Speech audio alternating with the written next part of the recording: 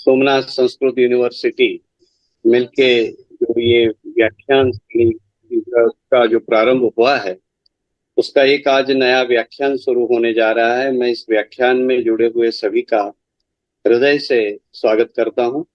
Shri Somnath Sanskrit university के माननीय कुलपति श्री सोमनाथ संस्कृत यूनिवर्सिटी के माननीय कुल सचिव श्री और श्री गोविंद गुरु यूनिवर्सिटी के माननीय कुलपति श्री एवं कुल सचिव श्री, आप सभी को मैं यहाँ सभी का हार्दिक स्वागत करता हूँ। इसके साथ हमारे साथ आयोजक के रूप में श्री ललित भाई पटेल जो पहले से जुड़े हैं, उनका भी मैं यहाँ हार्दिक स्वागत करता हूँ। भाविन भाई भी इस पूरे कार्यक्रम में जो संचालक हमारा सहयोग कर रहे हैं। तो इसके साथ दोनों यूनिवर्सिटी से जुड़े हुए सभी अध्यापक गण का मैं यहाँ हृदय से स्वागत करता हूँ इस ऑनलाइन माध्यम में, ऑनलाइन मंच पे। श्री गोविंद गुरु यूनिवर्सिटी और सोमनाथ संस्कृत यूनिवर्सिटी ने पहले भी ऑनलाइन ऐसे कुछ कार्यक्रम किए थे मिलके, और अब की बार एक ये नया कार्यक्रम शिव तत्व विमर्श पे होने जा रहा है। ये भी बहुत ही आनंद की बात है। मैं इस कार्यक्रम में सभी का स्वागत करता हूं। आज विशेष अतिशय आनंद की बात यह है कि बहुत दिनों बाद ऑनलाइन माध्यम से आज हम माननीय श्री सोमनाथ संस्कृत यूनिवर्सिटी के पूर्व कुलपति और हम सब के साथ 3 साल तक यहाँ बहुत प्रेम से हम सब मिलके रहे, बहुत काम किया, ऐसे हमारे माननीय गोप बंधु मिश्र जी आज हमें इस विषय पे व्याख्यान देने वाले हैं। ये हमारे लिए बहुत ही हर्ष का अनुभव आज हमें हो रहा है। मैं कुछ संक्षिप्त परिचय उनका करवाना चाहता हूँ। वैसे तो आप से सब लोग परिचित हैं, परंतु फिर भी एक छोटा सा एक प्रयत्न कर रहा हूँ। माननीय गोप बंधु मिश्र जो कि संस्कृत यूनिवर्सिटी, सोमनाथ संस्कृत यूनिवर्सिटी के पूर्व कुलपति पद पर आप रह चुके हैं, और आपने वर्तमान में आप बनारस हिंदू यूनिवर्सिटी वाराणसी में professor head of the department Sanskrit के तौर पे आप लगे हुए हैं। आपने केंद्रीय संस्कृत विद्यापीठ पुरी से आपने व्याकरण शास्त्र के साथ शास्त्र की उपाधि प्राप्त की थी। 1986 में आपने पीएचडी की पदवी प्राप्त की। आपका मुख्य विषय व्याकरण शास्त्र रहा और पीएचडी में आपका परिभाषेन्दु शेखर क्रिटिकल स्टडी इस विषय पे आपने आपका शोध निबंध जो है वो प्रस्तुत किया, और पटना यूनिवर्सिटी से आपने पीएचडी की पदवी प्राप्त की। 2004 में आपने डिलिट की पदवी भी प्राप्त की। पाणिनीय कृत प्रत्ययों का विवरणात्मक एवं विश्लेषणात्मक अध्ययन इस विषय को लेके VKS यूनिवर्सिटी बिहार से आपको यह पदवी प्राप्त हुई। 1980 में आप व्याख्याता के तौर पर आप VKS यूनिवर्सिटी बिहार में सर्वप्रथम जुड़े, और उसके बाद उसी यूनिवर्सिटी में 1988 से आप रीडर के पद पे नियुक्त हुए। 2004 से आप बनारस हिंदू यूनिवर्सिटी वाराणसी में आप रीडर के तौर पे वहाँ कार्य आपने किया, और 2005 से आप प्रोफेसर के पद पर आपकी नियुक्ति हुई। 2013 में आप उसी यूनिवर्सिटी में हेड ऑफ द डिपार्टमेंट भी बने, और तब से अब तक आप वहाँ सेवारत है। आप 2018 से 3 साल के लिए श्री सोमनाथ संस्कृत यूनिवर्सिटी के कुलपति पद पर आप आसीन रहे। आपने विजिटिंग प्रोफेसर पेरिस फ्रांस की एक यूनिवर्सिटी में विजिटिंग प्रोफेसर के तौर पर रहे, और वहां से आपने 5 दिनों का एक संस्कृत स्पोकन कोर्स भी कंडक्ट किया। Department of culture and religious history of South Asia institute Heidelberg university Germany की आपने मुलाकात की, और वहां से भी आपने स्पोकन संस्कृत कोर्स एक कंडक्ट किया। आपके पूरे इस यात्रा में आपको कई अवार्ड भी प्राप्त हुए, जिसमें 2015 में एक आपको हिरायमा इंटरनेशनल अवार्ड आपको पेरिस से प्राप्त हुआ। 2017 में आचार्य ब्रजवल्लभ द्विवेदी शैव भारती पुरस्कार आपको वाराणसी से प्राप्त हुआ। 2018 में विशिष्ट पुरस्कार आपको उत्तर प्रदेश संस्कृत संस्थान से आपको प्राप्त हुआ और 2022 में अनुवाद पुरस्कार साहित्य अकादमी न्यू दिल्ली से आपको प्राप्त हुआ। आपकी 8 पुस्तकें अभी तक 8 पुस्तकें प्रकाशित हुई है। और एक बड़ी बात यह भी है कि 2019 से आप संस्कृत भारती के अखिल भारतीय अध्यक्ष के रूप में आपने कार्य किया और 3 साल के बाद पुनः एक बार आप और 3 साल के लिए आप संस्कृत भारती के अखिल भारतीय अध्यक्ष के पद पर आप चुने गए। मैं आपका इस मंच में हार्दिक स्वागत करता हूं। बहुत आनंद है कि बहुत दिनों के बाद फिर से एक बार आपसे हमारी इस तरह से मुलाकात हो रही है और एक नए विषय पे आपका मार्गदर्शन हमें रहेगा। तो मैं श्री गुरु यूनिवर्सिटी की ओर से भी, हमारे कुलपति की ओर से भी आपका हार्दिक स्वागत करता हूं। अस्तु। धन्यवाद महोदय। इसी के साथ गुजरात के कई सारे विश्वविद्यालय जहां पर संस्कृत विभाग कार्यरत है, वहां के भी अध्यक्षगण एवं प्राध्यापक गण इत्यादि सभी उपस्थित है। तो एक तंत्र से दोनों यूनिवर्सिटी की ओर से मैं उन सभी का भी स्वागत करता हूं। और एक अच्छी बात आज ये है कि सर को सुनने के लिए हमारे कई सारे नॉन टीचिंग स्टाफ भी आज जुड़े हुए हैं, तो उनका भी मैं सभी का एक तंत्र से स्वागत करता हूं। अगले क्रम में ज्यादा समय न लेते हुए गुरु जी का मार्गदर्शन हमें अधिक से अधिक प्राप्त हो, इस हेतु से मैं हमारे मुख्य वक्ता महोदय और जैसा कि बताया पूर्व कुलपति महोदय एवं बनारस हिंदू विश्वविद्यालय में आचार्य श्री एवं विभागाध्यक्ष की भूमिका वहन कर रहे आदरणीय प्रोफेसर गोपबंधु मिश्र महोदय से सादर निवेदन करता हूं कि उनका जो आज का व्याख्यान है उनसे हमें आप्लावित करे, अपनी वाणी से हमें उपकृत करे। प्रोफेसर गोपबंधु मिश्र महोदय।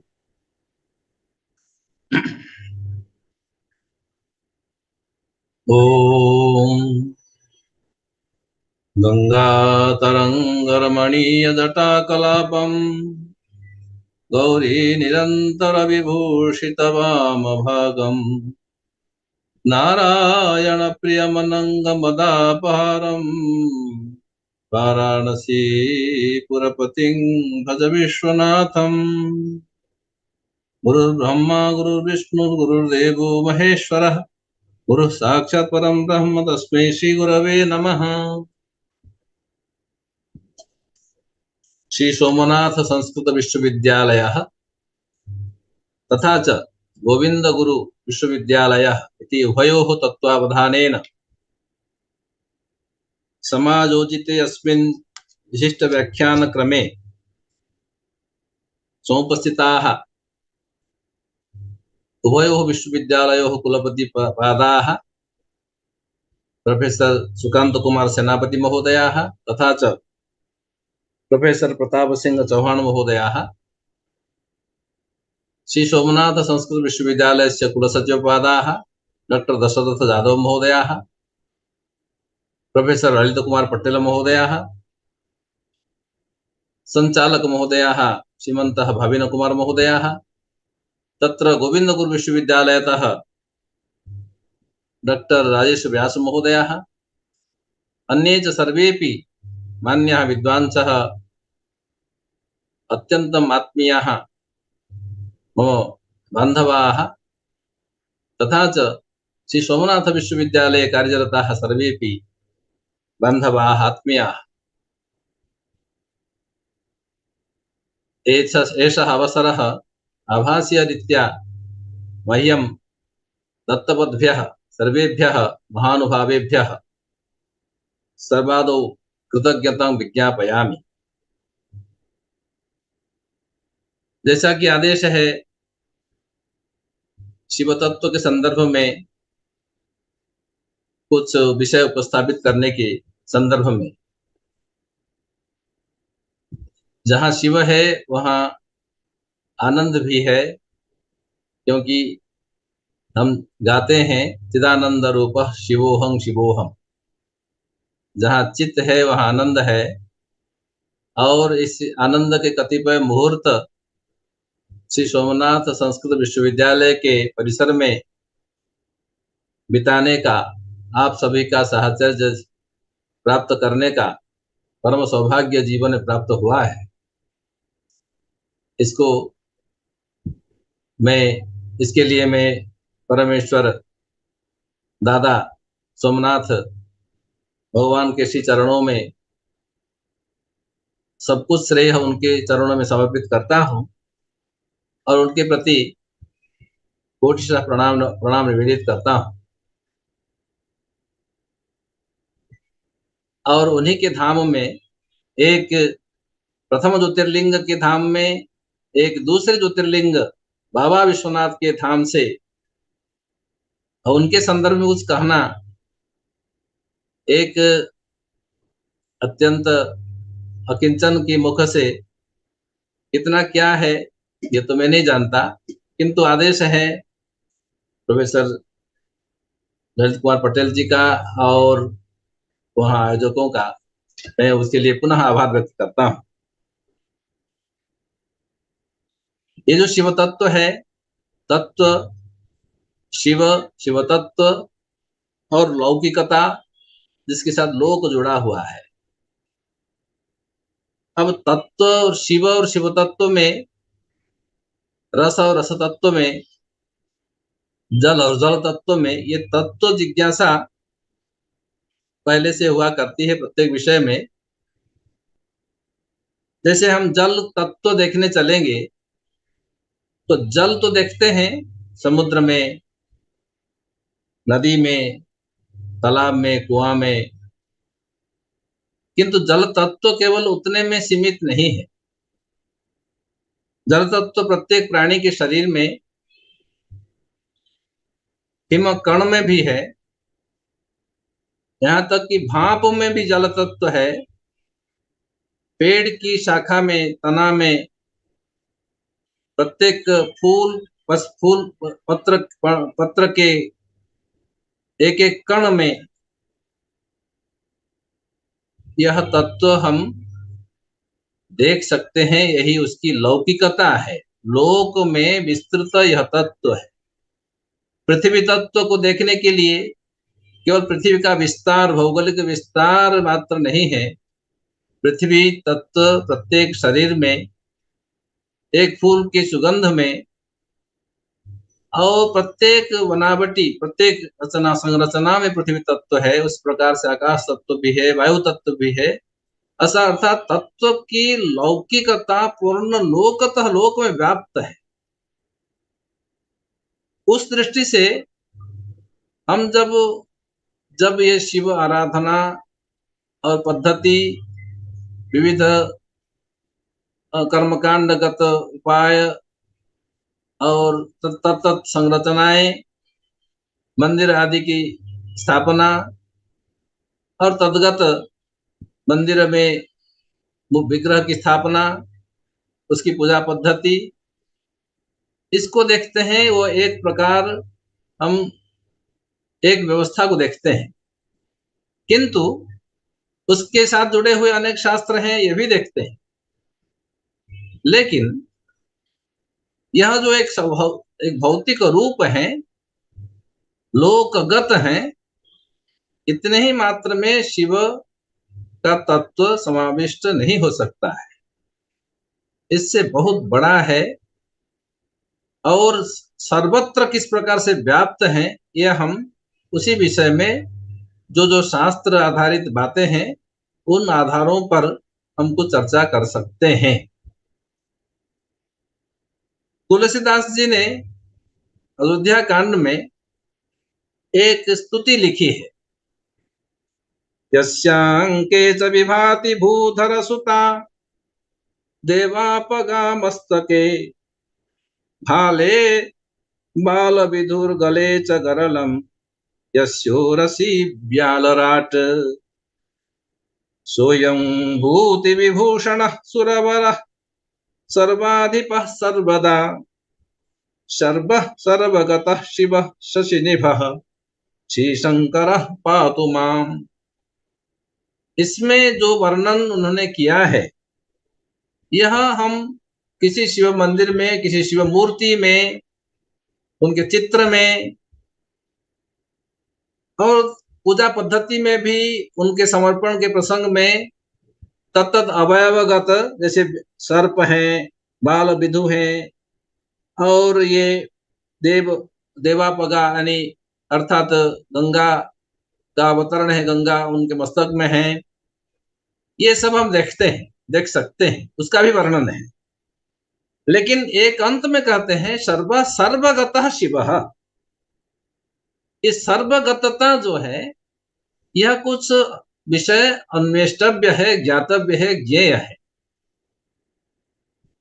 शुक्ल यजुर्वेद की रुद्र अष्टाध्यायी में जिसका बहुत प्रयोग है लोक में, अभिषेक के प्रसंग में बहुल प्रयोग है, उसी में अनेक स्तुतियों के बीच में वो कहते हैं नमः संभवाय च मयो भवाय च नमः शंकराय च मयस्कराय च नमः शिवाय च शिवतराय च नमः शिवाय च शिवतराय च। यह शिव को नमस्कार, शिवतर को भी नमस्कार। इस विषय में विश्व कवि रविंद्रनाथ ठाकुर ने एक लेख लिखा है। उसमें उन्होंने लिखा, शिव पूरे संसार का कल्याण करने वाले हैं। जो कुछ हमें उपलब्ध है, भोजन असन और आदि आदि भोज्य पदार्थ है, सारे भौतिक प्रबंध है, सब कुछ के स्वामी शिव है, उनसे प्राप्त होता है। किंतु वो केवल उतना अगर चाहते तो अनाजों को जैसे तैसे भी दे देते, जैसे गेहूं है, सरसों है, धान है, ये सबको जैसे तैसे भी दे देते, संसार में ले आते हमारे लिए, हम उसको खा ही लेते, उदर पूर्ति कर लेते, जीवन धारण कर लेते। लेकिन वो ऐसा करते नहीं है। वो क्या करते हैं कि वह एक बहुत सुंदर रीति से सब कुछ को सजा कर देते हैं। गेहूं की बालियों को सजाते हैं और सरसों के फूलों में रंग भरते हैं, अनार के दानों को सजा कर देते हैं, केले, हर किसी को बड़े तरीके से बहुत सुंदर रीति से उस सजा कर देते हैं। अर्थात वह सौंदर्य प्रिय है, जैसे तैसे नहीं देना चाहते हैं। अतः जो कुछ हमारे भीतर सौंदर्य प्रियता है, यदि हम अच्छा वस्त्र पहनते हैं, अच्छा रंग वाला पहनते हैं, घर को सजाते हैं, टेबल कुर्सी को सजाते हैं, घर जो कुछ सजावट हम करते हैं, वह जो हमारे भीतर की सौंदर्य प्रियता है, ईश्वरीय तत्व है, शिव तत्व है। अर्थात अगर इतना सौंदर्य बोध नहीं रहता उनमें, तो ऐसा नहीं करते, तो हम शायद ऐसे सौंदर्य प्रिय नहीं होते, सौंदर्य हमको अच्छा नहीं लगता, जैसे तैसे हम भी रह लेते। अर्थात वो शिव जो है वो सौंदर्य प्रिय है, स्वयं सुंदर भी। प्रकृति को, पूरे जीवन को, पूरी जीवन यात्रा को एक सुंदर रीति से चलाने के लिए प्रत्येक वस्तु में, विषय में, पेड़ पौधों में, प्रत्येक आकार प्रकार में एक आकार सुंदरता भर भर कर देते हैं। अर्थात इसका निष्कृष्टार्थ यह हम ले सकते हैं कि जहां कहीं सौंदर्य और सौंदर्य तत्व तथा सौंदर्य प्रियता है, वहां शिव का लौकिक स्वरूप हम देख सकते हैं। यह शिव तत्व की लौकिकता का एक अन्वेषण इस ढंग से भी हो सकता है। एक विषय। दूसरा, उसी रुद्र अष्टाध्यायी में यज्जाग्रतो दूर, ये उपनिषद की पंक्ति को उल्लेख करते हुए उसमें कहा, यज्जाग्रतो दूर मुदयति ना, ये तो शुक्ल यजुर्वेद की पंक्ति है। यज्जाग्रतो दूरम उदयति दैवम तदुसुप्तस्य तथैवैति दूरंगमम ज्योतिषां ज्योतिरेकम तन्मे मनः शिव संकल्पमस्तु। ये जो तन्मे मनः शिव संकल्पमस्तु कहा, इसका अर्थ है ऐसे पूरा शिव संकल्प सुक्त है। उस सुक्त में जितने मंत्रों में इसे कहा गया, इसका अर्थ यह है, यह शिव तत्व जहां कहीं कोई सिद्ध संकल्प सिद्ध होता है, भौतिक रूप से, बौद्धिक रूप से, आध्यात्मिक रूप से, सामाजिक रूप से जो भी बड़े बड़े संकल्प सिद्ध हो जाते हैं, उस संकल्प सिद्धि में हम शिव तत्व को देख सकते हैं, देखना चाहिए हम।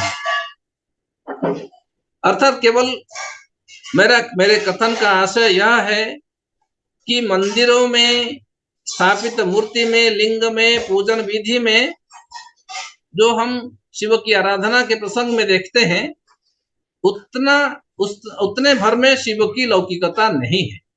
लोक में किस प्रकार से व्याप्त है, जहां संकल्प सिद्ध हुआ, जैसे मैं अभी महामना की संस्था में हूं, महामना के इस पूरे संकल्प की सिद्धि हम देख सकते हैं। 100 वर्ष पहले उन्होंने शुरू किया। यह संकल्प सिद्धि ही प्रमाणित करती है कि यहाँ शिव तत्व, शिव का ही समावेश है।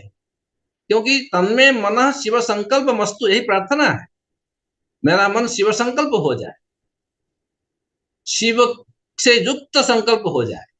शिव को क्यों जोड़ा?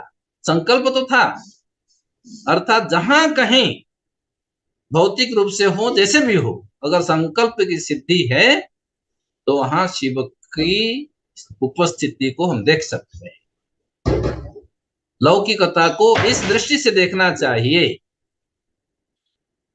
तीसरा, तुलसीदास अपने एक दूसरी स्तुति में कहते हैं, भवानी शंकरो वंदे श्रद्धा विश्वास रूपिणौ याभ्यं विना न पश्यन्ति सिद्धा स्वंतस्थमीश्वरम।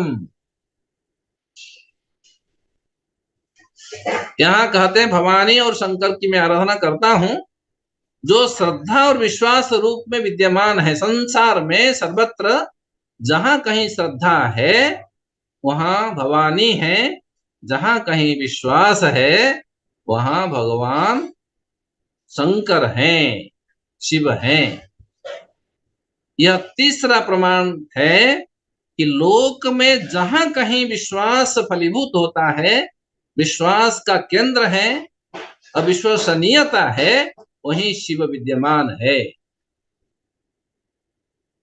सांप्रतिक काल में इसमें दोनों में कमी आई है, ऐसा हमें अनुभव कई बार होता है, लेकिन शून्यता नहीं है। शिव कभी शून्य नहीं होते हैं, रिक्त नहीं होते हैं। वह विश्वास में कमी जहां आती है वहां शिव की उपस्थिति कम हो जाती है, शिव तत्व की न्यूनता होती है, और जहां कहीं श्रद्धा घटती है वहां भवानी असंतुष्ट रहती है। इस प्रकार से सूक्ष्म रूप से, गुणात्मक रूप से प्रत्येक जन जन में, कण कण में जहां कहीं विश्वास है, चाहे किसी भी स्तर का हो, व्यक्ति कोई भी हो, परस्पर जहां विश्वास है वहीं शिव शंकर है, जहां कहीं श्रद्धा की बात है वहीं भवानी है। इस प्रकार की उपस्थिति की इस तत्व को, शिव के इस तत्व को हम वहां देख सकते हैं। यह एक तीसरा पक्ष है। मेरा आशय है कि लौकिकता की खोज में हम कहां जाएं और हमें कहां इनकी उपस्थिति मिले, यह शिव तत्व की लोक व्याप्ति कितनी है। पूर्ण लोक है, संपूर्ण लोक है। इसलिए उन्होंने पहले सर्वगतः कहा। सर्वगतः शिव, सभी जगह है। तो किस रूप में है? जहां विश्वास है वहीं शिव है, जहां संकल्प, दृढ़ संकल्प है, उत्तम संकल्प है, सात्विक संकल्प है, वहां शिव है, जहां सुंदरता है वहीं शिव है। इस प्रकार से हम इसको देख सकते हैं। अब इसमें एक और पक्ष है जिसके बारे में बड़े सुंदर ढंग से, मेरी आवाज आ रही है भाविन जी? भाविन जी। जी आपकी आवाज आ रही है। अच्छा ठीक है सर, आ रही है आवाज। ये बीच बीच में वो शिवाय च शिवतराय च दोनों को लेकर चलना पड़ता है, इसलिए कभी कभी लगता है कहीं ऐसा ना हो कि एक पक्ष हो रहा है और शिवतर शून्य जा रहा है, ऐसा ना हो, इसलिए। नहीं आ रहा है सर। अच्छा ठीक है ठीक है।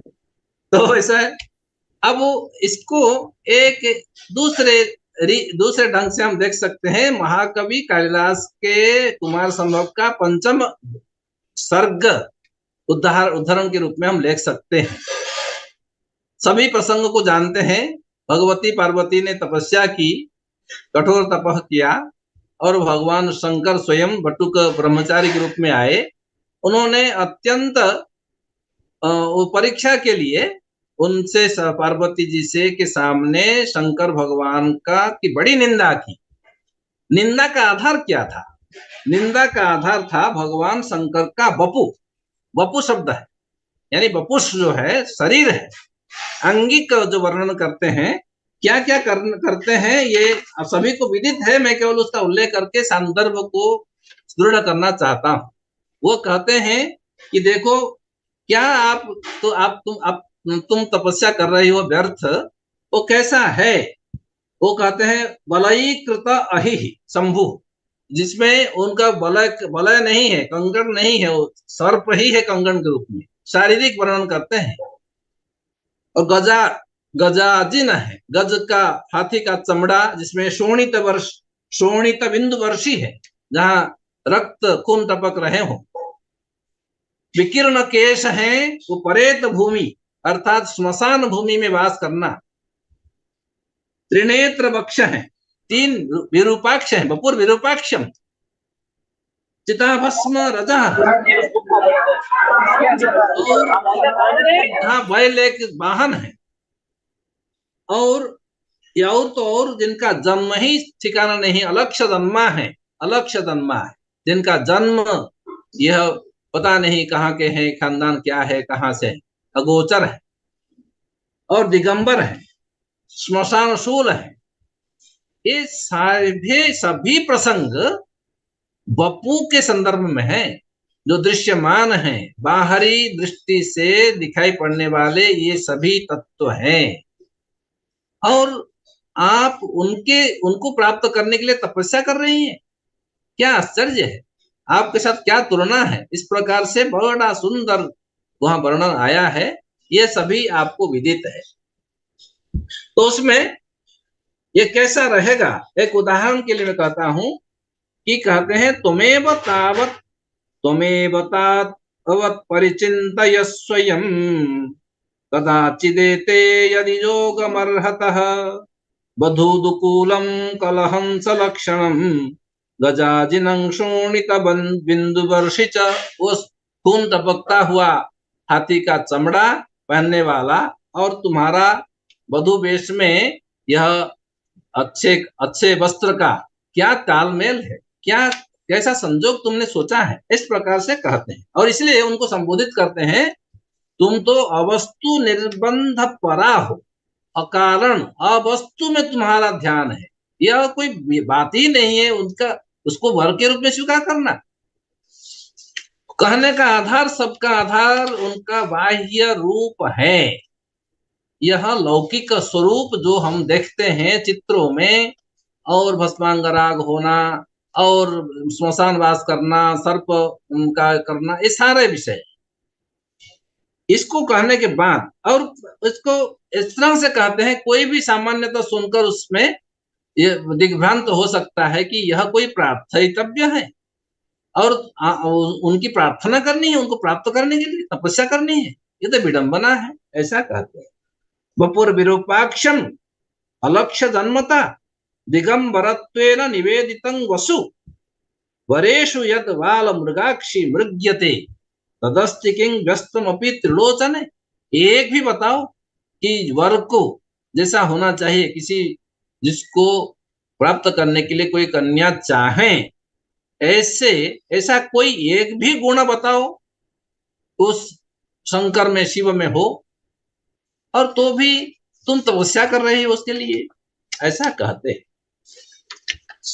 लेकिन इसमें पार्वती जी का जो उत्तर है, यह विषय आज का ध्यातव्य है। वो कहती है, तीन चीजें कहती हैं। एक, न संति याथार्थ्य विदः पिनाकिनः। पिनाकी अर्थात शंकर शिव का क्या स्वरूप है, यथार्थतः हो क्या है, इसको जानने वाले संसार में है ही नहीं, वो समझ ही नहीं सकते। न याथार्थ्य विदः संति पिनाकिनः, एक। दूसरा, महात विशंति मंदास्तरितं महात्मनाम। बड़े बड़े लोगों के बारे में जो मंद बुद्धि वाले हैं, दुष्ट व्यक्ति हैं, उनके चरित्र का हनन करते रहते हैं, द्वेष करते हैं, उनसे असूया करते हैं, ईर्ष्या करते हैं, द्वेष करते हैं, इसलिए कुछ कुछ बोलते रहते हैं, उनको जानकारी नहीं है और उनकी निंदा करने में वो शतमुख होते हैं। यह दूसरा।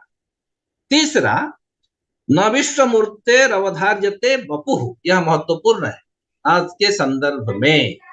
यह जो शरीर है वपुः, ये तुमने जितना वर्णन किया, यह सब शारीरिक वर्णन है, शारीरिक संसाधन है, उपादान है, बाहरी दिखाई पड़ने वाले सारे तत्व हैं।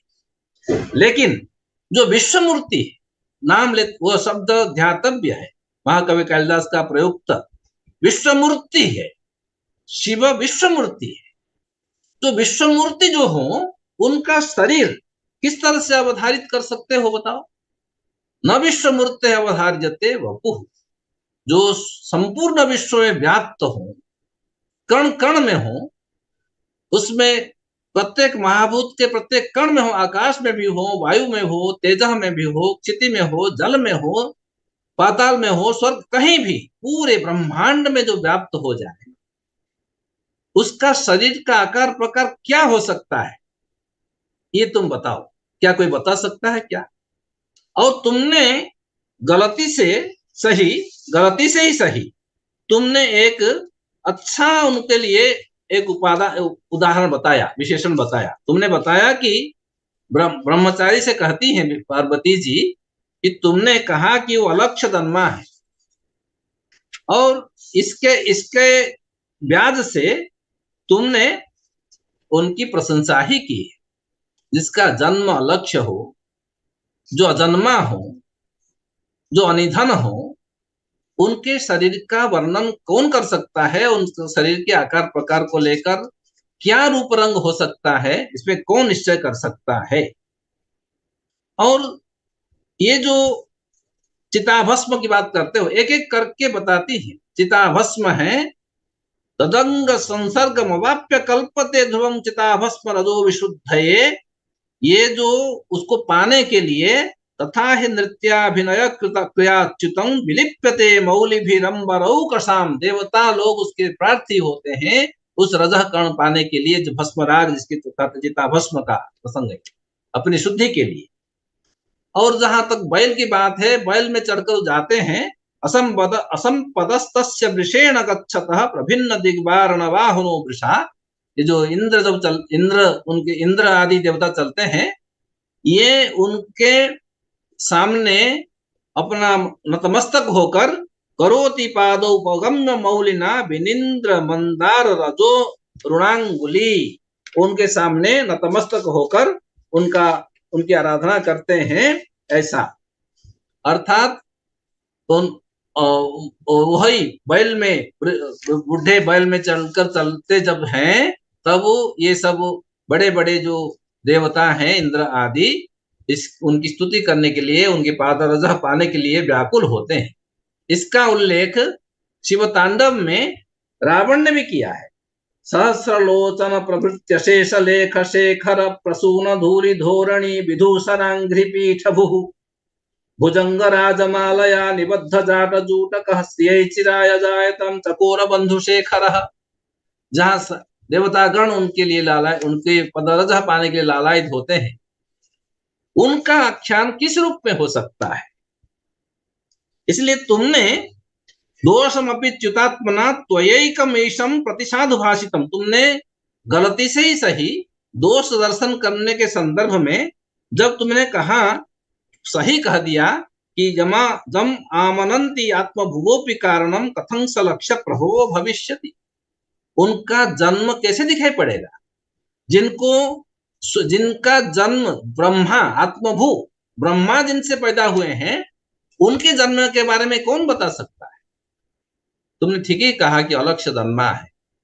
अलक्ष्य जन्मत्व एक अलौकिकता की ओर ले चलता है, अर्थात ये अलौकिक देव हैं, लोक में नहीं है, और एक अलौकिकता की ओर ले जाते समय यह जो विषय है, संदर्भ है, अलौकिकता। जैसे काव्य प्रकाश में कहा कि ये सब तो रस ज्ञेय नहीं होगा और उसमें दृश्य नहीं होगा और किसी से ज्ञातव्य नहीं होगा, तो है तो अलौकिक हो जाएगा। तो अलौकिकता उसका दोष नहीं है, अलौकिकता उसका गुण है। इस प्रकार से काव्य शास्त्र में रस के संदर्भ में कहा है। उसी प्रकार इनकी जो इस प्रकार की अलौकिकता है, अलक्ष्य जन्मता है और ये अज्ञेयता है, ये उनका ये शिव तत्व का वैशिष्ट्य है। क्या वैशिष्ट्य है? क्योंकि जैसा स्वरूप है, जैसी स्थिति है, जो विषय है, उसी के समान उनका रूप होता है, जिसको उपनिषद में कहा रसो वैसा रसं ही एवायं लब्ध्वा आनंदी भवति। ये रसम ही एवायं लब्ध्वा आनंदी भवति। रस को प्राकर ही कोई आनंदी हो जाता है, आनंदित हो जाता है। अर्थात इनका जो स्वरूप है यह एक रूप में नहीं है, इसलिए जो दिखाई पड़ते हैं वह निंदा प्रशंसा से परे हैं। अब निंदा करें चाहे प्रशंसा करें, उससे निरपेक्ष है, तटस्थ है, अलक्ष्यता है, अलक्ष्य जन्मता है। इस प्रकार का वर्णन उसमें आता है। तो उसमें अब हम यह जो चेतना की बात है, अर्थात ये महाकवि कालिदास ने अंत में फिर वो, अब हम जानते हैं कि जब वो कहने लगते हैं और कुछ, तो कहती हैं कि इनको मना करो, निवार्यता माली किमप्यं बटु किमप फिर कुछ विवक्षु अस्ति, कुछ बोलना चाहता है और इसलिए उसको रोको। वो सखी से बोलती हैं, अब वो इसलिए रोको कि न केवलम जो बहतोपभाषते शृणोति तस्मादपि सोपि पाप भाग। जो उनसे सुनता है वो भी पाप भागी होता है। मैं शंकर के बारे में उनके वपु के आधार पर, शरीर के आंगिक वर्णनों के आधार पर जो दोष का उल्लेख करते हैं, ये करना चाहते हैं या कर चुके हैं और कुछ बोलना चाहते हैं, इसको बोलना तो पाप है ही, जो सुनता है वो भी पापी होता है। इस ब्रह्मचारी को रोको। यह वो अंत में कहते हैं। फिर भगवान शंकर स्वयं अपने रूप में आते हैं, फिर वह उनका आगे का विवाह होता है। इस प्रसंग में मेरा वक्तव्य यह है, यह जो लौकिक दृष्टि से हम तत्त प्रसंगों में, पूजा विधि में और विविध शिव विवाह आदि प्रसंग में, लौकिक प्रसंगों में जो रूप रंग देखते हैं, भूत प्रेत है, परेत भूमि है, आदि आदि, यह एक पक्ष है। लेकिन इसमें जब सर्वगतता देखने के लिए चलते हैं और जब इसमें विश्वमूर्ति को देखते हैं, विश्वमूर्ति जिसका उल्लेख महाकवि कालिदास ने किया है, एक और वपु है, एक और विश्वमूर्ति है। एक और वपु के आधार पर पार्वती जी की तपस्या को उन्होंने व्यर्थ कहा, वपु को पाने के लिए उन्होंने तपस्या अगर की हो तो व्यर्थ है, ऐसा कहा। और कहा अवस्तु निर्बंध परा, ये पार्वती व्यर्थ विषय में इनका निबंध है, ध्यान है, ऐसा कहकर निंदा की। लेकिन एक और जब प्रत्युत्तर में पार्वती जी जो स्वयं श्रद्धा ही है, उन्होंने स्वयं जब बताया कि ये विश्वमूर्ति है, जब बपू की विश्वमूर्तिता हम देखने लगते हैं लोक में, जहां कहीं शिव है, शंकर है, अर्थात कल्याणकारिता है, लोकोपकारिता है, त्याग है, तप है, अपरिग्रह है, इसका इन स्वरूपों को देखते हैं वहां तत्त स्थलों में, लोक में सर्वत्र विद्यमान शिव उसी तरह से विद्यमान होते हैं। इसलिए देवों में महादेव वही कहलाते हैं। यहाँ भारतवर्ष की विशिष्टता यह रही, इसमें महान होने के लिए भोग को आधार नहीं माना गया। भोग कितना बड़ा भोगी हो, अधिक से अधिक संपत्तिशाली हो, भौतिक रूप से बहुत संपन्न हो, विद्या बुद्धि से भरा हो, उसको महान नहीं कहा गया। यहाँ जितना त्याग करना है, जितने त्यागी हैं, तपस्वी हैं, कठोरता से जीवन जीने वाले हैं और अभय सत्व संशुद्धि ज्ञान योग व्यवस्थित आदि दैवी संपत्ति से भरपूर हैं, उन्हीं को ही बड़ा और महत्वपूर्ण महादेव कहा गया। यहाँ देव महादेव बनते हैं तब जब त्याग करते हैं। जो भोगी देव हैं तथा देवताओं में भी भगवान विष्णु अत्यंत ऐश्वर्यशाली हैं, उनके पास सब कुछ ऐश्वर्य भरा हुआ है, उन्होंने उनके पास कौस्तुभ मणि है, स्वयं लक्ष्मी है, क्या नहीं है, लेकिन वो महादेव नहीं बन पाते। माननीय कुलपति महोदय प्रोफेसर जी को प्रणाम करता हूँ, बीच में आए तो अच्छा लगा।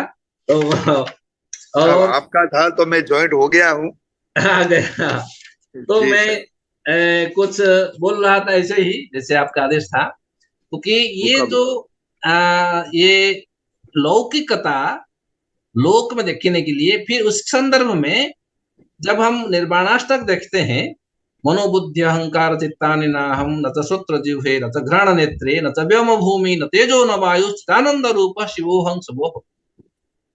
इस प्रकार से जो पूरे षटकर निर्वाण षटकर देखते हैं, कहते हैं कि ये न पुण्यं न पापम न सौख्यम न दुखम न मंत्रो न तीर्थम न वेदा न ज्ञः अहं भोजनं नैव भोज्यं न भोक्ता।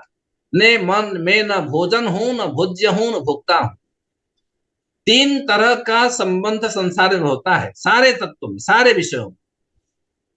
एक ज्ञाता और ज्ञेय और ज्ञान, यही तीन त्रिकल का ही तो खेल है। इन तीनों का खेल चलता है, इसलिए हम सुख दुख का अनुभव करते रहते हैं, परेशान होते हैं या सुखी जो भी करते हैं। कोई भोजन, इसलिए भोजन जो है वो ज्ञान का बीच वाली कड़ी है, जो बीच सूत्रधार है, और कोई भोक्ता है और कोई भोज्य है। भोक्ता और भोज्य के बीच में जो क्रिया है वो भोजन है। वो कहते हैं शिव तत्व के संदर्भ में आदि शंकराचार्य, मैं भोजन भी नहीं हूं, यानी कोई क्रिया नहीं है, मैं निष्क्रिय हूं, अभोक्ता नहीं हूं। जो भोक्ता हम कहते हैं, मैं सुख दुख का भोक्ता हूं, मैं सुखी हूं, दुखी हूं, वो भी नहीं हूं। न मैं भोज्य हूं, जो सामान्य रूप से जितने पदार्थ हैं संसार में विषय हैं, मैं विषय भी नहीं हूं। न मैं विषय हूं, न विषयी हूं, न विषय का संबंध जोड़ने वाला कोई सूत्रधार हूं, तो मैं हूं क्या? उस संदर्भ में कहते हैं चिदानंद रूप शिवोहम शिवोहम। इसी में रहता हूं लेकिन यह नहीं हूं। मन मेरे पास है, मन में मन नहीं हूं।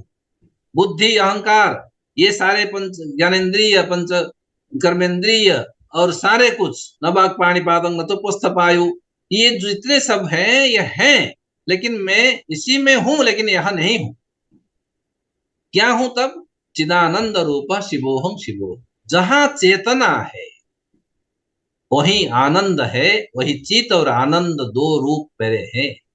संसार की सृष्टि से चेतना का प्रारंभ हुआ, अर्थात जब कभी जहां ये चेतना का विस्तार इतना है, इसलिए हम सच्चिदानंद भगवान को सच्चिदानंद कहते हैं। जहां सत्य है वहां चेतना अवश्य है। चेतना कहीं गूढ़ है, कहीं अगूढ़ है, कहीं व्यंग्य है, कहीं वाच्य है, कहीं दृश्य है, कहीं अदृश्य है, लेकिन चेतना सर्वत्र है। यहाँ तक कि चेतना पेड़ पौधों में है। यह आचार्य जगदीश चंद्र बोस जी ने दिखाया कि चेतना वहां भी है। चेतना पेड़ पौधों में है, चेतना प्रत्येक प्राणी में है। जहां सत्य है वहीं चित्त है, वहीं आनंद है। ये सच्चिदानंद का समूह है। में शिव तत्व जहां कहीं चेतना है वहां विद्यमान है। लोक में जहां कहीं, चाहे वो पशु में हो, किसी किसी तत्व में हो, जल में हो, पृथ्वी में हो, सर्वत्र वो चित्त के रूप में विद्यमान है और आनंद के रूप में विद्यमान है। जहां कहीं आनंद है तो आनंद का एक टुकड़ा, एक कवि ने कहा कि शिव तत्व, शिव कहाँ है? जब माँ एक बच्चे को खिलाकर स्वयं न खाते हुए संतुष्ट हो जाती है, आनंद की उपलब्धि कर लेती है, वही शिव विराजमान होते हैं। ऐसा आनंद, तो त्याग से भी जो आनंद प्राप्त होता है वह शिव तत्व विद्यमान है। यह लोक में सर्वत्र हम देख सकते हैं, ये दूसरे प्राणी में भी है। तो दूसरे प्राणी से मनुष्य में भेद इतना ही है, ये विकास की यात्रा में, जिसको महर्षि अरविंद बड़ा महत्व देते हैं, वो कहते हैं ये विकास की यात्रा है, चेतना का विकास चल रहा है। इस विकास के क्रम में मनुष्य अब तक सबसे अधिक विकसित चेतनशील प्राणी, चैतन्यशील प्राणी माना जाता है, लेकिन पूर्ण नहीं है। अभी भी पशु और मनुष्य का देवत्व एक समन्वय लेकर चल रहा है। देवत्व इसमें आविर्भूत होता है, इसी में राम, कृष्ण, बुद्ध, महावीर इसी शरीर में आविर्भूत होते हैं, लेकिन ये सर्वत्र सभी में नहीं संभव हो पाता है, क्योंकि अभी भी वाइटल फोर्स जो है, भौतिक जो भूत का प्रभाव है, मेजर पार्ट है, वह प्रभावी हो जाता है। इसलिए वह उत्तरण नहीं हो पाता है, उदात्त नहीं हो पाता है, उदात्त चिंतन, उदात्त आनंद प्राप्त नहीं हो पाता।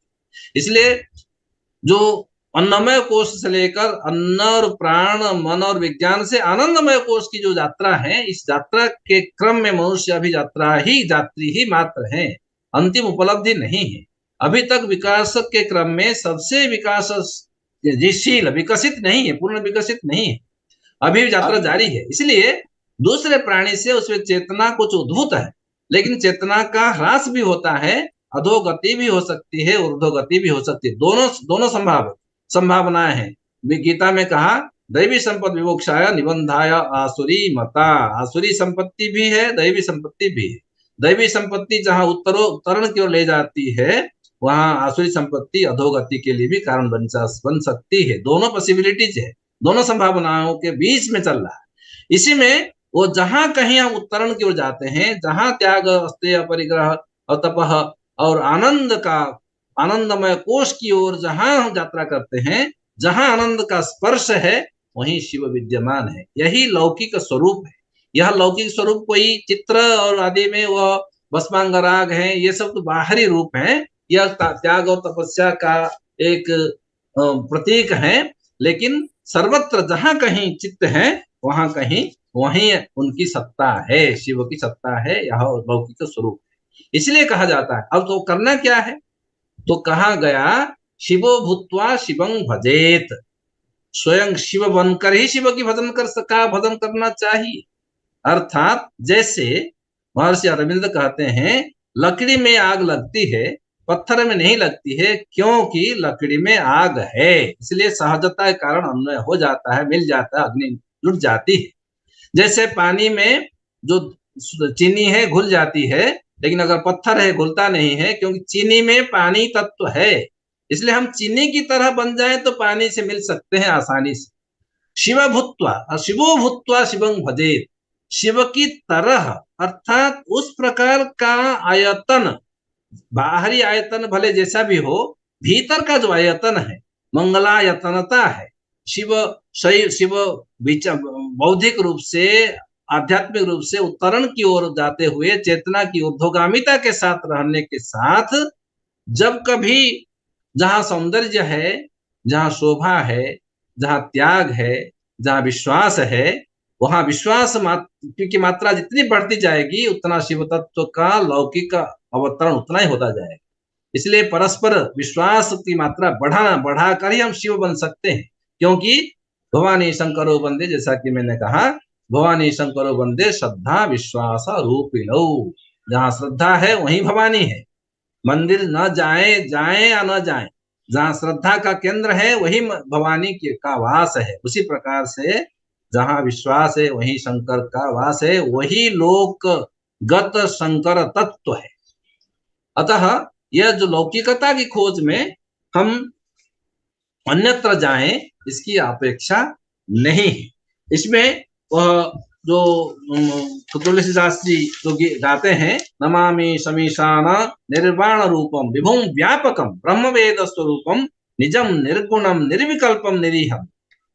यह निरीह निर्विकल्प है। चिदाकाशम आकाशवासम भजेहम निराकारम ओंकार मूलम तुरीयम गिरा ज्ञान गोती तमीशम गिरीशम करालं महाकाल कालं कृपालं गुणागार संसार सारंग पारंग नतोहम। अर्थात यह जो तत्व यह केवल वर्णन मात्र नहीं है, असंभाव्य तत्व का वर्णन नहीं है, अलौकिकता का उल्लेख मात्र नहीं। इसमें हम पूरी व्याप्ति के साथ पूरे इसलिए कहा व्यापकम, ये पूरे संसार में व्यापन विभुम व्यापकम, व्यापक और व्याप्य का संबंध हम जानते हैं। जैसे पृथ्वी व्यापक है तो घड़ा व्याप्य है, अर्थात पृथ्वी तत्व इतर स्थल में भी है और घड़े में भी है और पट में घटपट सब में है। उसी प्रकार शिव तत्व इतना सर्वत्र व्यापक है। सर्वत्र शिव तत्व को देखने की दृष्टि रखने के लिए शिवो भूत्वा, शिवत्व अपने भीतर, शिवत्व अर्थात विश्वास भूमि में खड़े होकर हम शिव तत्व की चर्चा करें, आराधना करें, पूजन करें, जिससे यथाशक्ति उसमें भक्ति से में जुट जाएं, यह अपेक्षित है। अतः आज का मुझे जो विषय दिया गया था, अथवा मैंने सोचा कि हम हर क्षण में हम शिव के साथ हैं। इसलिए जब कहते हैं अंत में ये इसमें हमारे विश्वनाथ में गंगा तरंग में कहते हैं ये शिव सन्निधो, जहाँ पढ़े शिव सन्निधो, शिव के पास बैठकर कोई पढ़े तो शिव के पास बैठकर मतलब क्या है?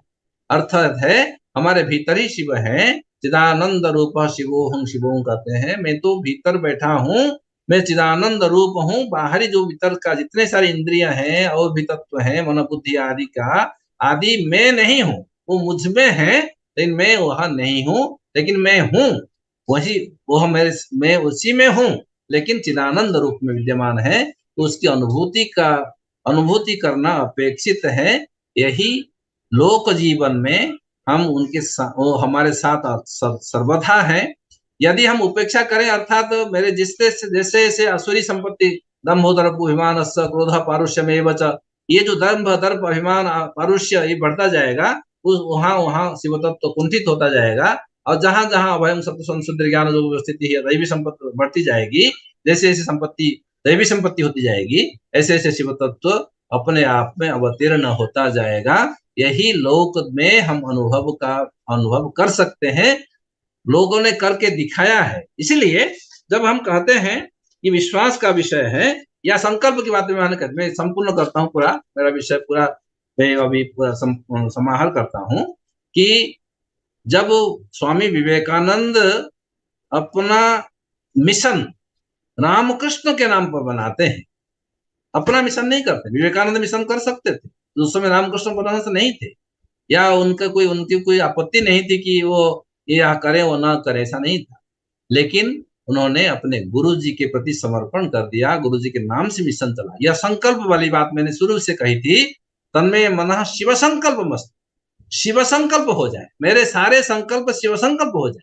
शिव संकल्प कैसे होगा?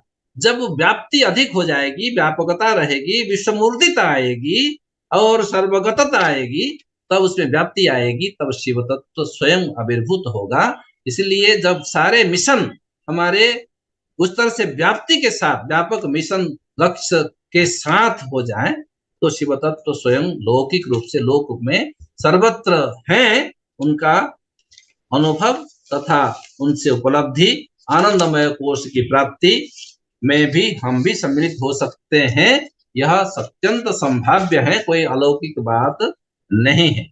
हम क्षण क्षण में होते हैं जरूर, लेकिन वह टिकता नहीं है, क्योंकि फिर ये जो वाइटल फोर्स है, ये दंभ दर्प आदि का आविर्भाव होने के कारण, अहंकार आदि के कारण हम फिर से निम्नगामी हो जाते हैं। इस तरह से चलता रहता है, ये खंभे में चढ़ना उतरना ये चलता रहता है। इस क्रम में हम ऊर्ध्वगामी चेतना की ऊर्ध्वगामिता के साथ रहें और शिव तत्व को आविर्भूत होने के लिए हम अवसर दें। हमारे भीतर विद्यमान है, उनकी अनुभूति करने का अवसर हम दें और ईश्वर से प्रार्थना करें। इन्हीं प्रार्थनाओं के साथ आप मुझे सबने बड़े धैर्य पूर्वक सुना।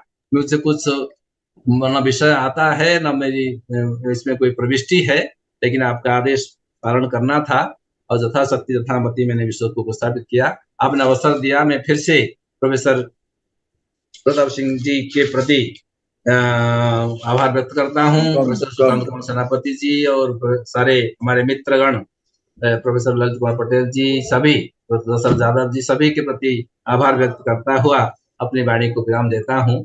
ईश्वर सबका कल्याण करें और चिदानंद रूप शिवोहम शिवोहम, सभी में जो आप में सभी में विद्यमान जो शिव तत्व है, मैं उनको उसके प्रति नतमस्तक होकर अपनी वाणी को यहीं विराम देता हूँ। जय तु संस्कृतम, जय तु। बहुत बहुत धन्यवाद गुरु जी। कोटिशाह प्रणाम के साथ आपका धन्यवाद करते हैं। जैसा कि शिव महिम्न में कहा गया है, तव तत्वम न जानामि कीदृशोऽसि महेश्वर, इसी संदर्भ में आपने आज लौकिकता के संदर्भ में बहुत ही अच्छा हमें मार्गदर्शन प्रदान किया। मैं निवेदन करता हूँ श्री गोविंद गुरु विश्वविद्यालय के माननीय कुलपति महोदय से, प्रोफेसर प्रताप सिंह चौहान महोदय से, कि हमें प्रेरणात्मक मार्गदर्शन प्रदान करें। प्रोफेसर प्रताप सिंह चौहान महोदय जी, मैं यही बात कहना चाहता हूँ। मेरी आवाज आ रही है? जी सर। हेलो जी जी सर। आवे छे सर।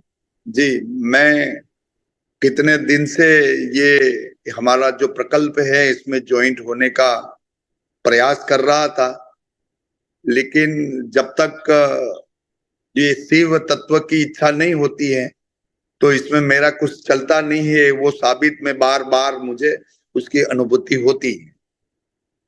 आज काम में भी था, लेकिन इसमें से भी मैसेज मिल गया, तो मैंने कहा कि चालू है तो मैं राजेश भाई को इन्फॉर्म करूं कि मैं ज्वाइंट हो सकता हूं।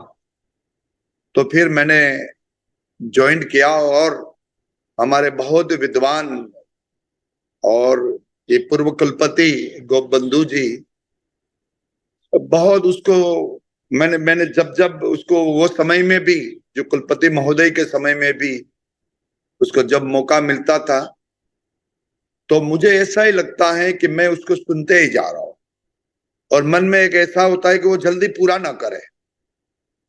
लेकिन जो भी अवकाश मिलता है वो भी मैं तो वो भी मानता हूं कि ये शिव तत्व की ही कृपा है, और उसकी बात, हर एक बात का तर्क संगत उसकी बात होती है।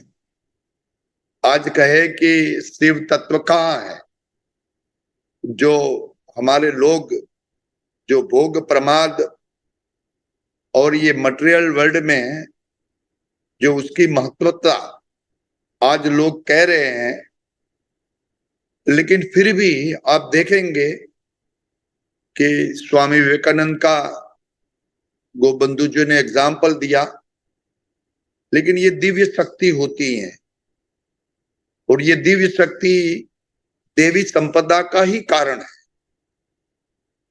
जो आसुरी संपदा होती है तो खुद का विचार करते हैं, जब स्व का विकास और विचार हम करते हैं तब ये आसुरी संपदा की ओर हम चल रहे हैं।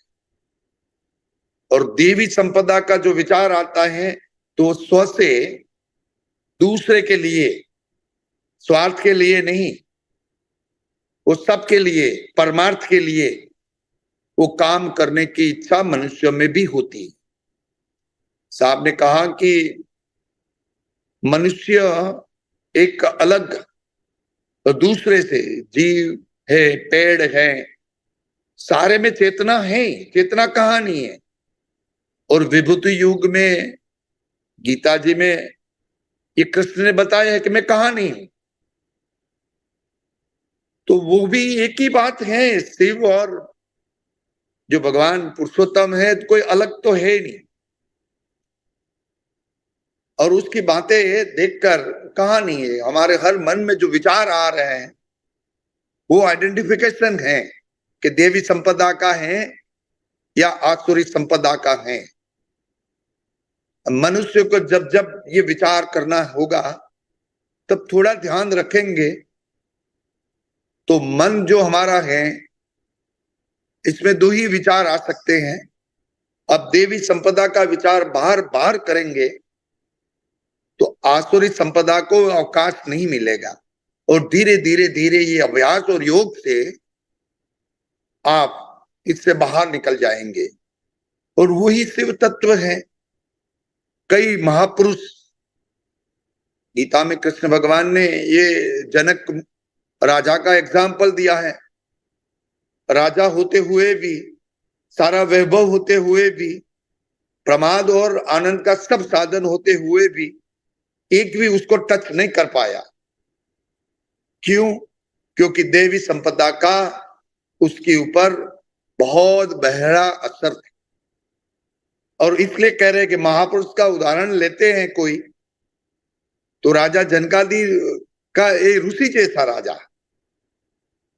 तो आज हमारे गोविंद जी ने बहुत अच्छा, मैं तो कहता हूं कि गोबंधु जी हमारे यहाँ से, ये कुलपति की व्यवस्था होती है, ठीक है वो तो, लेकिन हमारे प्रोग्राम में जहां जहां अवकाश है हमें और उसकी अनुकूलता है, क्योंकि कृपा तो उसकी ही होनी है, जब उसकी अनुकूलता होती है तो उससे ऐसे संस्कृत यूनिवर्सिटी हमारी और गोविंद गुरु दोनों मिलकर पहली बार हमारा जो ललित भाई ने एमओयू किया है, फिर सेनापति जी आए हैं कुलपति महोदय के रूप में, इसमें भी हम ये प्रोग्राम कर रहे हैं, ज्वाइन कर रहे हैं।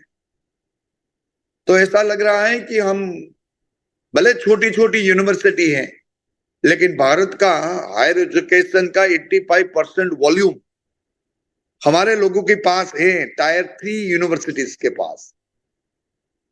और संस्कृत यूनिवर्सिटी तो स्पेसिफिक भी है, तो उसके साथ हमारा संस्कृत डिपार्टमेंट जो हम पीएचडी भी कराते हैं, बच्चे की संख्या भी यादव जी बहुत अच्छी मात्रा में गुजरात में है, हमारे आदिवासी क्षेत्र में।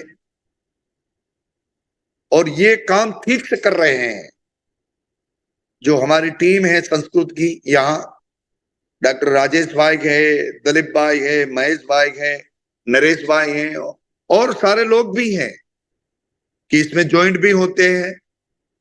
ये एग्जाम का माहौल था, थोड़ा बजट वाला था, तो हम दौड़धाम में रहते हैं, फिर भी जब भी मौका मिल जाता है तो हमें ये प्रोग्राम में ज्वाइन करने का मन भी होता है, इच्छा भी होती है, और मैं भावात्मक भी होता हूं कि यही हमारी शिक्षा व्यवस्था होनी चाहिए। जो शिक्षा व्यवस्था में हम उसको, जो हमारी टीचिंग पेडागोगी है, इसमें बाकी तो है ही, लेकिन वो जो लर्निंग एटीट्यूड है, ऐसे ऐसे महान जो वक्ता हमारे देश में हैं, उसको सम्मिलित करके सारी यूनिवर्सिटी को, मैं तो ये 2 यूनिवर्सिटी का कर रहे हैं, ऐसे सबको जो कि लोगों की इच्छा है सभी को सम्मिलित करके हर एक क्षेत्र में कोई एक यूनिवर्सिटी आगे बढ़े, बाकी उसको फॉलो करे, तो मुझे लगा कि मानव संसाधन है उसका भी सदुपयोग होगा। कोई भी डिपार्टमेंट, कोई भी यूनिवर्सिटी अंडर यूटिलाइज नहीं होगी। सब मिलके, साथ मिला के हम ये अच्छा काम कर सकते हैं, उसकी अनुभूति है हमारी। ये संस्कृत डिपार्टमेंट से लेकर यूनिवर्सिटी के कोरोना समय से लेकर आज तक जो भी प्रकल्प हमने लिया है, एक गीता का सर्टिफिकेट कोर्स है, संभाषण संस्कृत का केंद्र है, या कोई भी बात संस्कृत डिपार्टमेंट की है, तो हमारे लोग ठीक से कर रहे हैं। और मुझे बहुत आनंद और गौरव है कि जो भी लोग हैं वो समर्पित हैं, पूरी देवी संपदा का प्रभाव भी उसके ऊपर है, और हमारे आदिवासी क्षेत्र के जो लोग हैं, बच्चे हैं, उसको ठीक से प्रमोट कर रहे हैं। मैं गोबंधु जी का हृदय से बहुत भाव के साथ मैं बहुत बहुत उसकी, क्या बोलूं, मैं आभार की लागनी व्यक्त कर रहा हूं। संस्कृत यूनिवर्सिटी के कुलपति सेनापति जी, हमारी बहुत मुलाकात नहीं हुई है, हम मिलते रहते हैं प्रोग्राम में, लेकिन वो भी मेरा विस्तार है। मैं वही भूमि का, मेरी जन्मभूमि वहां है, तो वो प्यार मुझे खींचता है संस्कृत यूनिवर्सिटी के लिए। यादव जी बहुत ठीक समय से काम कर रहे हैं, बहुत अच्छा काम कर रहे हैं, और यूनिवर्सिटी को कैसे आगे बढ़ाने के लिए वो एकदम सस्टेनेबल डेवलपमेंट कैसे करे, वो प्रकल्पों को लेकर एक सारथी कैसा होना चाहिए, यूनिवर्सिटी को आगे बढ़ाने के लिए कैसा, तो यानी विदुर नीति में हमने एक बुक लिखी है, मैं यादव जी को भेजूंगा कि इसमें कई जो कैरेक्टर हैं वो ठीक से आप निभा रहे हैं। सारे भारत में और सारे संसार में ऐसा अभी तक कोई सचिव मिला ही नहीं है कि जो विदुर जैसा है। लेकिन हम ऐसा कर सकते हैं कि जो उसका प्रभाव है, उसमें जो बातें बताई गई हैं, आज के सांप्रत समय में हम जितना भी कर सके तो इतना हम कष्ट से दूर रहेंगे। उसकी जो नीतियां हैं, मैंने बहुत छोटी बुक लिखी है, मैं संस्कृत में कई बुक हमने लिखी है, गीता में लिख रहा हूं, विदुर नीति लिखी है, शुक्र नीति भी लिखी है, रामायण का मैनेजरल पार्ट भी लिखा है, गीता का भी मैनेजरल पार्ट हमने लिखा है, क्योंकि मेरा विषय मैनेजमेंट है। तो जहां जहां शास्त्र पढ़ता हूं, इसमें मैनेजमेंट थ्योरी जो हमारे परंपरागत शास्त्रों में है, जो आज विदेश के लोग उसके बारे में बताते हैं, वो थ्योरी डेवलप हो जाती है। हम 700 साल से गुलाम होकर हमारी मानसिकता की भी गुलाम हो गई है, उसको बाहर निकालने के लिए अपने शास्त्रों में ढूंढना पड़ेगा। और शास्त्र ऐसा है कि जो कोई भी पढ़ेगा पूरी ध्यान से, निष्ठा से, तो वो ज्ञान उसको प्राप्त हो जाएगा। मैं भी जब नहीं पढ़ता था, परंपरागत जो हमारे कुटुंब में व्यवस्था है वो देखते थे, पर जब पढ़ने की इच्छा अपने विचार के साथ होती है, आप उसके साथ लगन के साथ काम करते हैं, आप उसके साथ भावात्मक हो जाते हैं, तब उसका रहस्य आपको निकलने आपके सामने आ रहा है। जब जब आप कष्ट में आ जाएंगे, समस्या में आ जाएंगे, शास्त्रों का सहारा लीजिए, एकदम थोड़े समय में बाहर निकल जाएंगे। कष्ट सबको आता है, इससे कोई मुक्त नहीं है। जो हमारे गोप बंधु जी ने बताया कि आप दोनों हैं अपनी साथ, और मैं तो यही कह रहा हूं दोनों ही, मैं तो शिव तत्व मान रहा हूं, अलग नहीं है। मान लो कष्ट आता है तो शुद्धिकरण की प्रक्रिया है। कष्ट आए तो उसका मतलब है मनुष्य को सुनना चाहिए, समझना चाहिए कि मैं जल्दी जल्दी शुद्ध हो रहा हूं। उसका भी पॉजिटिव इम्पैक्ट आपके पर लीजिए, और हम जो कर रहे हैं आगे का कर्म, वो हम ध्यान से करें, पूरी परिबद्धता के साथ करें कि अब कोई नया कर्म ऐसा न करे कि जो बंधन में हमें डाल दे। बस इतने हम थोड़ा जागरूक रह जाएगा, देवी संपदा का आवरण और अवतरण आप में हो ही लगेगा। तो मैं उसका विद्वान तो नहीं हूं, विद्वान तो हमारे गोप बंधु जी, सेनापति जी, ये लोग हैं। हम तो सामान्य आदमी हैं जो कभी पढ़ते हैं, उसका भाष्य करके आपके सामने रखते हैं, और जीवन में आचरण करने की हम कोशिश कर रहे हैं। हम ऐसा नहीं कर रहे कि हम करके परिपूर्ण हो गए। ज्ञान की ये मीमांसा ऐसी है कि इसमें कोई परिपूर्ण नहीं होता, और परिपूर्ण नहीं होता है वही आदमी जिज्ञासा वाला है। और हम तो सारे भक्त जिज्ञासु भक्त हैं, अभी ज्ञानी भक्त बने नहीं हैं, पर हमारी प्रक्रिया, यात्रा वो जुड़ी हुई है कि पहले हम दुख आते तब भगवान को याद करते हैं। अंतर्याल जो कहते हैं ना भक्त, वो है। अभी हम भक्त ऐसे कि जिज्ञासा में आ गए हैं। हम कोशिश करें कि हम ज्ञान की ओर आगे बढ़ जाए, और मूल तत्व को, जो शिव तत्व है, उसके जानने की कोशिश हमारी लगे रहे। लेकिन ये अहंकार न रखे कि हम ज्ञानी हैं, क्योंकि वो भी सूक्ष्म अहंकार पैदा कर देता है। हम एकदम भोले होकर उसकी कृपा, उसकी इच्छा, ये सब लेकर हम आगे बढ़े जाएंगे। तो मेरे ख्याल से ये हमारा जो विचार है, प्रकल्प है, जो हम दोनों यूनिवर्सिटी को मिलकर किया है, वो दूसरे के कल्याण के लिए ठीक ठीक हो रहा है। मैं आप सबको प्रणाम कर कर मेरी वाणी को विराम देता हूं और दोनों यूनिवर्सिटी की ओर से मैं गोपबंधु जी का हृदय से बहुत बहुत आभार की लागनी व्यक्त करता हूं। भारत माता की जय, वंदे मातरम। बहुत बहुत धन्यवाद सर, आपके मार्गदर्शन से हम कृतार्थ हुए।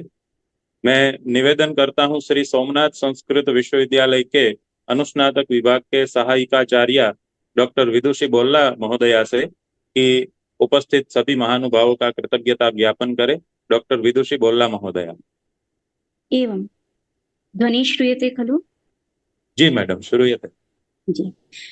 श्री गुरुभ्यो नमः। सभा सरस्वत्यै नमः।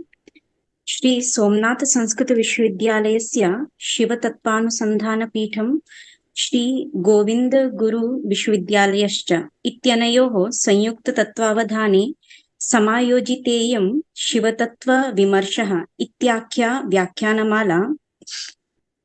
तदन्तर्गतैव इदं चतुर्थं व्याख्यानपुष्पं पल्लवितमस्ति, सम्पूर्णतां प्रति इदानीं प्रवर्तते। अत्र उपस्थितान् सर्वान् अपि प्रणमामि। अस्य उपान्तिमे घट्टे आभारज्ञापनाय आदिष्टाहं सर्वादौ एतादृशव्याख्यानानि अस्माकं मार्गदर्शनाय भवेयुः इति विचिन्त्य अस्मान् अन्वगृहीषुः उभयोः विश्वविद्यालययोः कुलपतिपादाः पूज्याः प्रोफेसर सुकांत कुमार सेनापतिवर्याः अपि च प्रोफेसर प्रताप सिंह चौहान वर्याश्च उभयेषां चरणपङ्कजेषु प्रणामपुरस्सरं कार्तज्ञं विनिवेदयामि।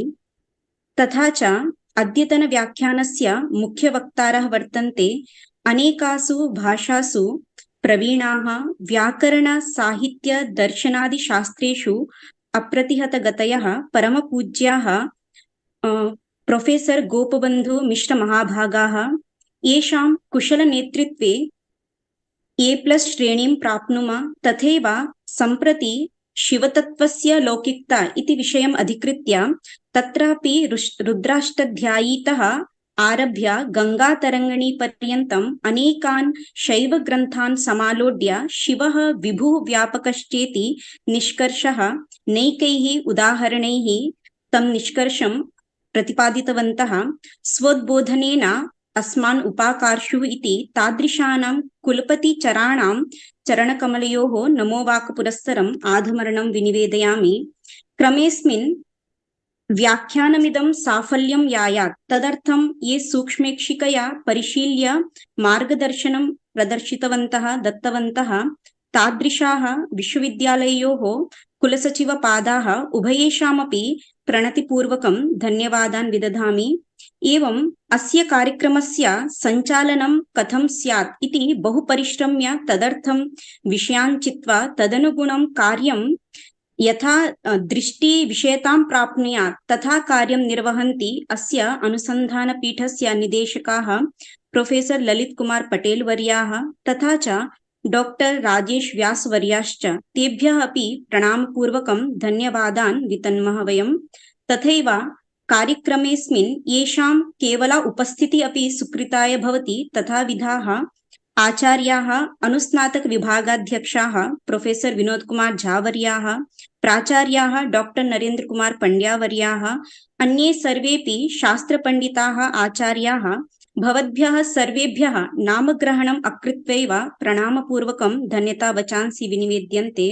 अस्मिन्नेव क्रमे आभासीय माध्यमेन संलग्नाः जिज्ञासवः श्रोतारः सर्वेभ्यः तन्त्रेणैव आभारम् आविष्करोमि। अस्य कार्यक्रमस्य सञ्चालनकर्मणि सुनिपुणं कार्यं कुर्वन् अस्ति संशोधन सहायकः श्री भाविन् महोदयः। तस्मै अपि वचसा धन्यवादाः वितीर्यन्ते। अन्ते च ये कार्यक्रमममुं साक्षात् प्रसारणं कुर्वन्तः ते अपि धन्यवादार्हाः सन्ति। तदर्थं तेभ्यः अपि च पुनः सर्वेभ्यः नतिततिपुरस्सरम् आधमर्ण्यं प्रकटीकरोमि। विरमामि। धन्यवादाः। धन्यवाद महोदया। कृतज्ञता ज्ञापन के लिए आपका भी बहुत बहुत धन्यवाद। और आनंद और हर्ष की बात यह है कि सर का जो प्रेम है विद्यार्थियों के प्रति वो भी इस व्याख्यान में हम देख सकते हैं, क्योंकि काफी सारे हमारे भूतपूर्व छात्र भी इसमें जुड़े हुए हैं और साथ ही साथ अन्य जो विश्वविद्यालयों के प्राध्यापक गण है, अध्यक्ष गण है, वो भी हमारे साथ जुड़े हुए हैं। तो उन सभी का मैं एक तंत्र से उभय विश्वविद्यालयों की ओर से आभार व्यक्त करता हूं और पूर्णता मंत्र से हम इस व्याख्यान का समापन करें। ओम पूर्णमदः पूर्णमिदं पूर्णात् पूर्णमुदच्यते पूर्णस्य पूर्णमादाय पूर्णमेवावशिष्यते। ओम शांति शांति शांति। सभी को पुनः पुनः धन्यवाद। सभी को जय सोमनाथ। जय सोमनाथ, जय सोमनाथ। जय सोमनाथ।